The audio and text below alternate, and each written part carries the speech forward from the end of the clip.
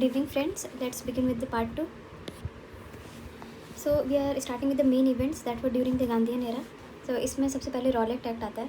सो Rowlatt act जो कि 1919 में लाया गया था, इसमें गवर्नमेंट को बहुत ही अनब्रिडल्ड पावर्स दिए गए थे, लाइक लिमिटलेस पावर्स दिए गए थे to arrest and imprison suspect without trial. तो इसलिए इसके खिलाफ लोगों का गुस्सा हुआ और इसके अगेंस्ट बहुत सारी एजिटेशंस भी हो रही थी. तो गांधी जी ने डिसाइड किया to fight against this act and उन्होंने सत्याग्रह के लिए कॉल किया on April 1919 and called on April 6 1990. He was arrested in April 8 1990 और जिसकी वजह से फर्दर इंटेंसिफिकेशन हो गया इस मूवमेंट का. फिर हम देखते हैं इसी से रिलेटेड डॉक्टर सैफुद्दीन किचलू और सत्यपाल से उनको रॉलेट एक्ट के ही तहत जो सीरियस मतलब इनको अरेस्ट कर लिया गया, जिसकी वजह से पंजाब में बहुत सीरियस अनरेस्ट हो गया और एक public meeting was to be held on April 30 1990 at Jallianwala Bagh in Amritsar, जहाँ पे बहुत people including women and children were to be assembled.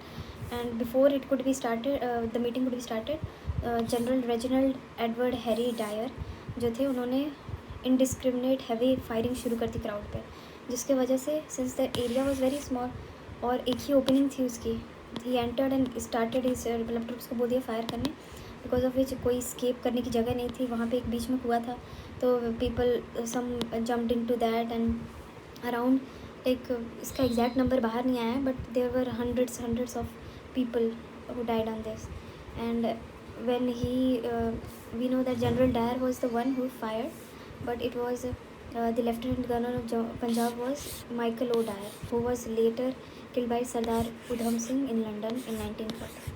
Okay, so Sardar Udham Singh killed this Michael O. Dyer, who was the Lieutenant General of Punjab at that time. Now comes the Khilafat movement, which was from 1920 to 22, and the Khilafat issue was related to the restoration of Khilafat. There was a post of Caliph, and they wanted to reinstate that post. And since the Britishers were also taking a decision of like they had already defeated Turkey in the First World War, and the INC, Indian National Congress, supported their cause, and Gandhiji also supported this cause because he thought that it would pay for the Hindu-Muslim unity. But it was for a short very duration that they were united, but afterwards the movement separated. Then comes a non-cooperation movement, which was from 1920 to 2022, and इसका decision लिया गया था Calcutta session में इन सितंबर 1920. And Congress जो थी उन्होंने इसमें स्वराज को डिफ़ाइन किया और बोला कि स्वराज जो है इज़ आर अल्टीमेट एम. और जो मूवमेंट था उसमें देखा गया कि लोगों ने अपने टाइटल्स, ऑफिसेस, रेजिग्नेशंस देने लगे. देन किसी भी गवर्नमेंट दरबार और ऑफिशियल फंक्शन को बॉयकॉट करने का ऑर्डर्स आ गया, मतलब people refuse to attend anything like that. Then refusal of general public to offer themselves for military and government jobs, boycott of foreign goods. So Gandhiji along with Ali brothers undertook nationwide tour addressing meetings. फिर the educational boycott was especially successful in Bengal with Punjab too, and Punjab में लाला लाजपत राय जो थी उनकी leadership थी. और फिर हम देखते हैं कि slowly and steadily this was becoming like very successful movement until the Chauri Chaura incident, which took a violent turn, and Gandhiji withdrew the movement after that. So it was a shock to other people also, क्योंकि अब तक peak पे जा चुका था and people were motivated to fight back, but suddenly the non-cooperation movement ended. Then comes the Swaraj Party, which was formed in 1923. So there was factions within the Congress who wanted to go into parliament and be part of the policy making and be able to bring the change through political reforms. But then there were others who believed that the movements were more important. Like if the mass movements are there and then appeal is made, then that would be more effective. So इन दोनों जो factions थे उनके बीच में कहीं ना कहीं disagreement था, but उनको रियलाइज़ हुआ कि हमने 1907 का स्प्लिट देख के ये तो समझ में आ गया कि अगर हम डिवाइडेड रहेंगे तो ब्रिटिशर्स को हमें तोड़ना और ज़्यादा आसान रहेगा. सो in interest of the nation they came together कि okay, it's okay that one faction is doing this and the other is doing this, and Gandhiji was the one who said कि like he accepted both of them. And so in that respect regarding Swaraj party जो कि 1923 में बनी थी, तो हम देखते हैं कौन कौन मेंबर्स इसमें से. तो इसमें मोतीलाल नेहरू, सी आर दास, एन सी केलकर थे, और इसकी फाउंडेशन जो है 1923 में रख दी गई थी और इसका नाम पहले कांग्रेस खिलाफत स्वराज पार्टी रखा गया था। और इसमें मतलब इसमें इसका ऑब्जेक्टिव था कि to provide alternative programme of diverting the movement from widespread civil disobedience programme to one which would encourage member to enter into legislative councils. Okay, तो इसका ये फंक्शन था। फिर उसके बाद हम देखते हैं कि 1923 में जो इलेक्शंस हुए उसमें स्वराज पार्टी ने पार्टिसिपेट किया और 45 सीट्स 145 में से हासिल की। और in provincial election they secured few seats, but in central province they secured a clear majority. In Bengal the Swaraj party was the largest party. Then they, like when they entered the parliament, they demanded for release of all political prisoners, provincial autonomy, repealing of repressive laws imposed by the government. But जब CR Das in 1925 died, then there was a drift towards a policy of cooperation with the government. So this led to dissension and party broke up in 1926. Okay, now comes the Simon Commission 1927. So Simon Commission को गठित किया गया था to evaluate the working of the diarchy system, जो कि Montagu Chelmsford Reform 1919 से लाया गया था. So the people like the parties and Indian political leaders, उनको लगा कि इस कमीशन में एक भी इंडियंस नहीं है और वो इवेलुएट करेंगे और सजेस्ट करेंगे कि what all reform should be there for Indians. So ये उन्हें इंसल्टिंग लगा और उन्होंने बॉयकॉट किया इस कमीशन का. And jointly even the Muslim also boycotted this. Okay, and इसी प्रोटेस्ट के दौरान लाठीचार्ज हुई थी जिसकी वजह से लाला लाजपत राय इंजर्ड हो गए थे. Then he died eventually, and Bhagat Singh and his comrades vowed to take the revenge of his death, and they killed the police official Saunders, who was involved in his the lathi charge. Then comes Nehru Report 1928. So this committee was formed under the leadership of Motilal Nehru, और उन्होंने draft किया principles of the constitution, and its chief architect were Motilal Nehru and Tej Bahadur Satru, and there were some like recommendations which evoked a lively debate concerning the goal of Indian dominion status or complete independence. So Nehru report जो थी principles of constitutions को draft करने के लिए थी. इसमें उन्होंने एक ऑल पार्टी मीटिंग भी रखी सबकी जानने के लिए. सो सिंस इसमें ये रिकमेंडेशंस दे रहे थे तो इसी के दौरान जिन्ना ने अपने 14 पॉइंट्स रखे और उन्होंने बोला कि जो मतलब ऑल पार्टी मीटिंग में तो उन्होंने देखा कि उनकी मैक्सिमम जो डिमांड्स हैं वो नेहरू को रिपोर्ट में नहीं है. तो जिन्ना ने 14 पॉइंट्स ऑफ जिन्ना करके रिलीज़ किया 1929 में, और इसमें इन्होंने नहीं एक्सेप्ट किया नेहरू रिपोर्ट को, और इसमें उन्होंने अपनी लिस्ट ऑफ डिमांड्स रखी जिनको 14 पॉइंट्स ऑफ जिन्ना के नाम से जाना जाता है. फिर उसके बाद लाहौर सेशन हुआ 1929 में दिसंबर में. सो यहाँ पे जवाहरलाल नेहरू प्रेसिडेंट रहे और यहाँ पे इंडियन नेशनल कांग्रेस ने पास किया एक resolution declaring Purna Swaraj complete independence to be the goal of national movement. फिर दिसंबर 31, 1929 में दिसंबर 31, 1929 में the newly adopted tricolour जो था वो अनफर्ल किया गया, एंड जनवरी 26 was fixed as the independence day which was to be celebrated every year, pleading to people not to submit British rule any longer. Okay, फिर उसके बाद हम आते हैं डांडी मार्च या सॉल्ट सत्याग्रह जो कि 1930 में लॉन्च किया गया था, और इसका गोल था कि कंप्लीट इंडिपेंडेंस. और ये गांधी जी का अनदर सिविल डिसोबीडियंस मूवमेंट था. वो अपने 78 फॉलोअर्स के साथ मार्च किए कहाँ से कहाँ तक, from Sabarmati Ashram till towards for the small village Dandi to break the salt law. और उन्होंने अराउंड 24 डेज़ लगाए कवर करने में, और मार्च 12 से अप्रैल 5 थी date. And there he broke the salt law by picking up salt from the sea shore. And ये एक सिम्बॉलिक मूवमेंट था बताने के लिए कि they are not any more cooperating with their unjust laws. So the movement became so powerful that it sparked off patriotism among Indian soldiers in the army also. जैसे कि कुछ सोल्जर्स थे जो गढ़वाल सोल्जर्स थे, उन्होंने रिफ्यूज़ कर दिया to fire at people of Peshawar. So इस वजह से उनकी फॉलोइंग बहुत बढ़ गई थी गांधी जी की because of this, and there was a nationwide civil disobedience movement and many people participated. And हम देखते हैं ब्रिटिशर्स का भी क्रैकडाउन होता है in the form of mass arrest, lathi charge, police firing etcetera.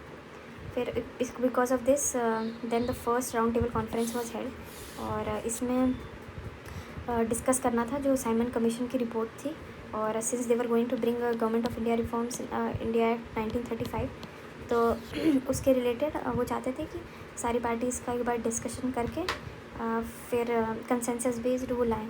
But हम देखते हैं आगे कि कैसे ये 3 कॉन्फ्रेंसेस जो थी टर्न ली। जैसे फर्स्ट जो कॉन्फ्रेंस थी उसको आईएनसी ने नहीं अटेंड किया था, उन्होंने पूरी तरीके से बॉयकॉट किया था, लेकिन representatives from Muslim league, liberals and other parties गए थे वहाँ पे।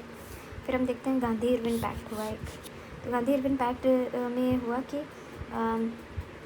2 मॉडरेट लीडर्स से सप्रू एंड जैकर, उन्होंने इनिशिएट किया एफर्ट का कि ताकि गांधी और गवर्नमेंट की बात हो सके, एंड लेकिन इसका भी निष्कर्ष उतना नहीं रहा। बट गांधी अग्रीड किए इस मीटिंग के बाद कि वो second round table conference attend करेंगे, और कुछ ये हॉल्ट करते हैं वो अपना सिविल डिसोबीडियंस मूवमेंट।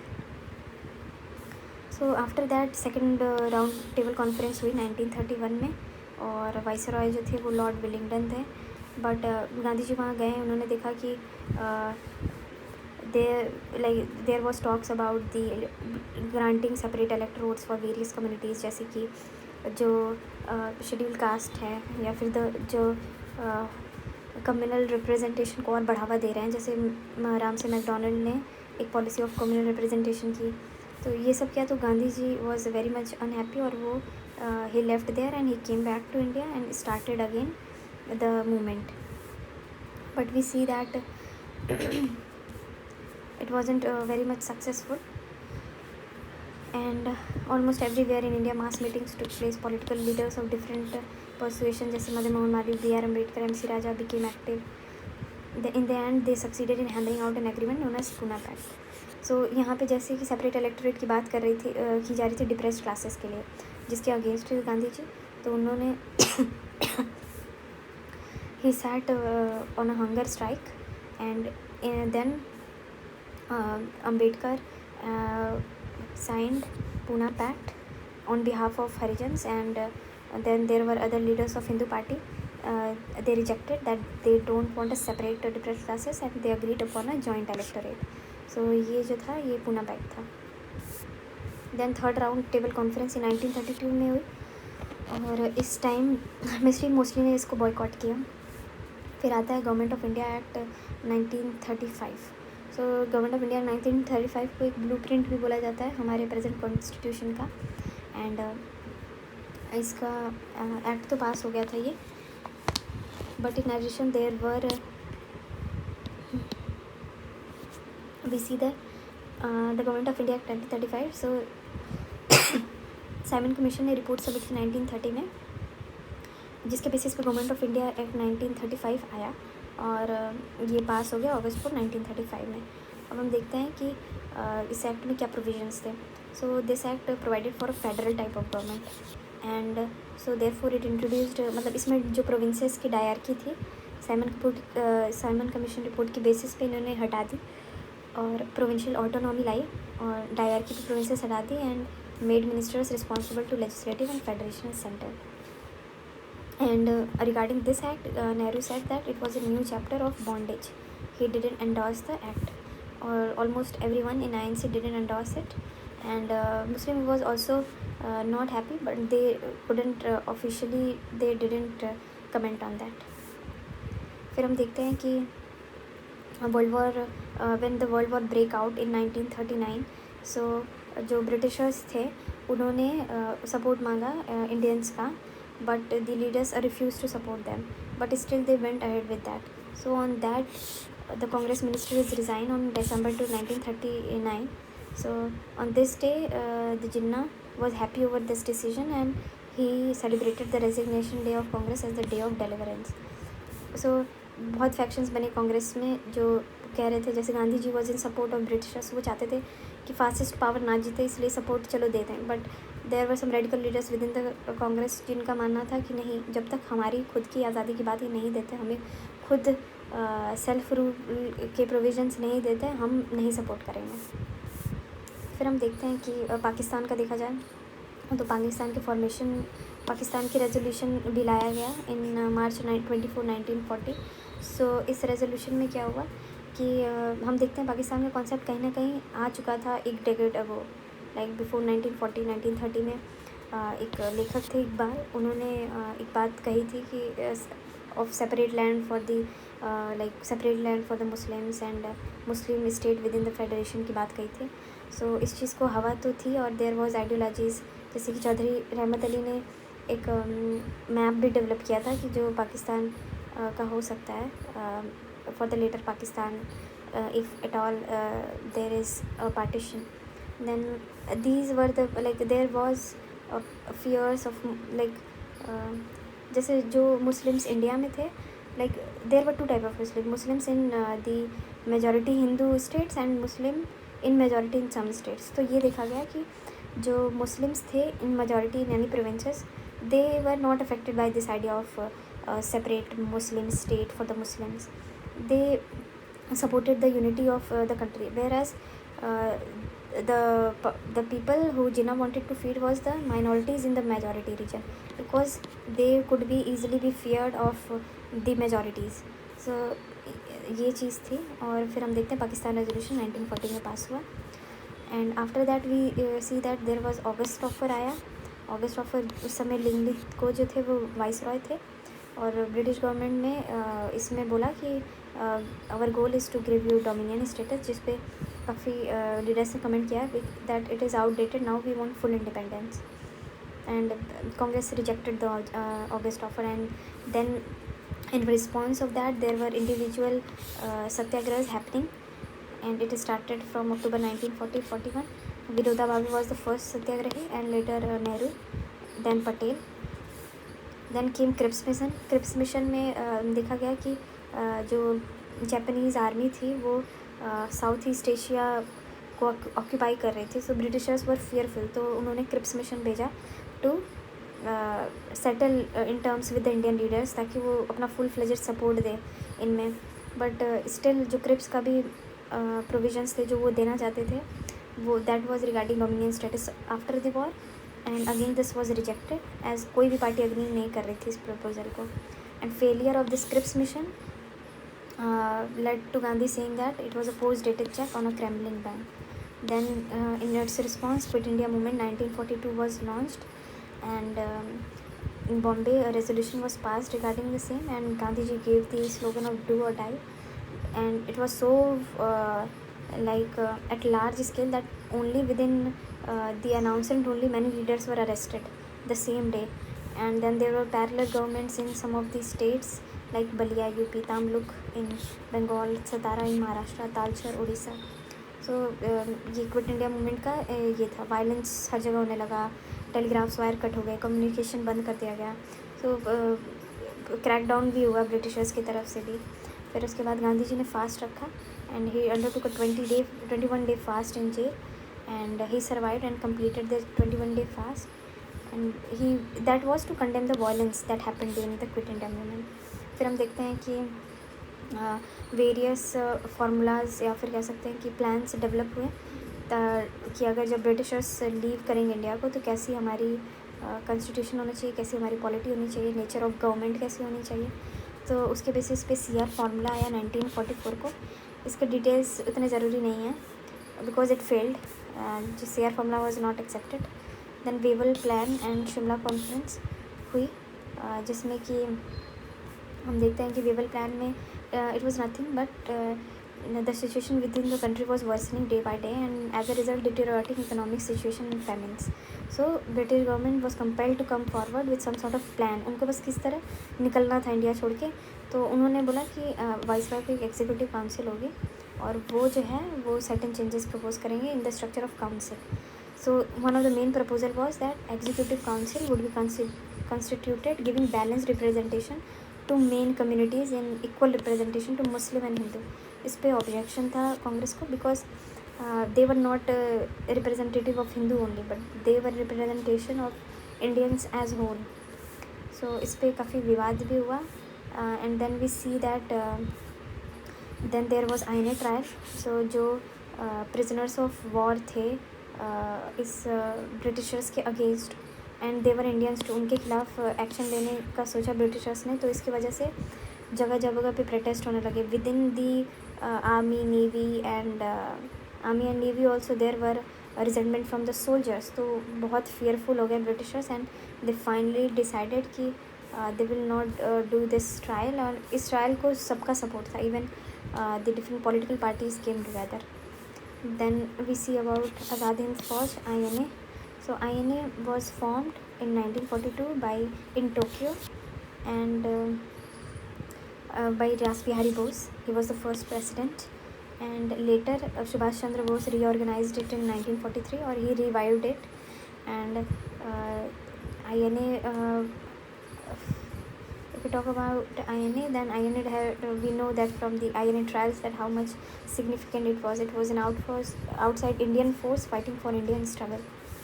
फिर रॉयल इंडियन नेवी में भी जो म्यूटिनी हुई थी उसका भी बहुत बड़ा रोल था ब्रिटिशर्स को एक फियर क्रिएट करने में, so that they leave India, which happened in 1946. इन सब की अपडेट याद रखिए, बहुत ज़रूरी है.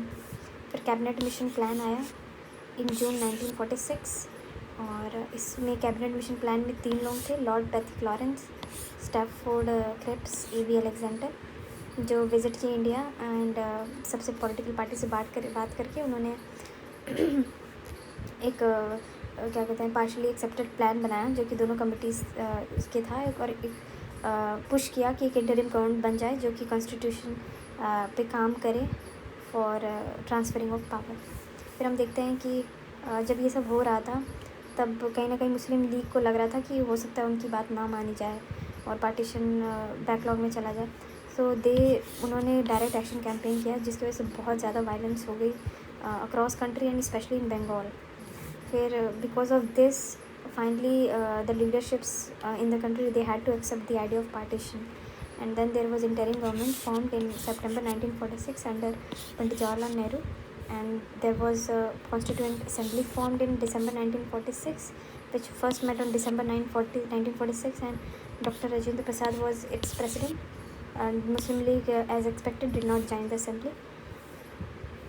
Then Attlee's announcement, they were to leave by 1948, but they decided to leave early by 1947. Then Mountbatten plan came for how the partition has to be taken place. So he produced various plan, and the one accepted was regarding the boundary commission was formed and India was partitioned. Then Indian Independence Act 1947. This contains provisions of the Mountbatten plan, and from this day measures the partition of India and speedy transfer of political powers to new governments of India was mentioned in this. And after independence we see that there were various provincial states, or we can say princely states were there. So later their integration activity took place, and for some India has to persuade or sign instrument of accession, and for some it had to take up to military action, such as in case of Hyderabad. So that's how the integration of states happened. And in terms of French colonies, some are still there. By the end of 1954, French colonial rule came to end, and these territories were integrated with India.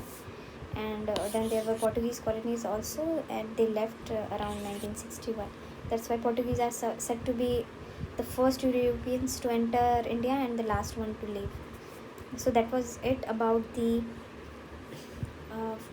Gandhian era, and we'll cover the remaining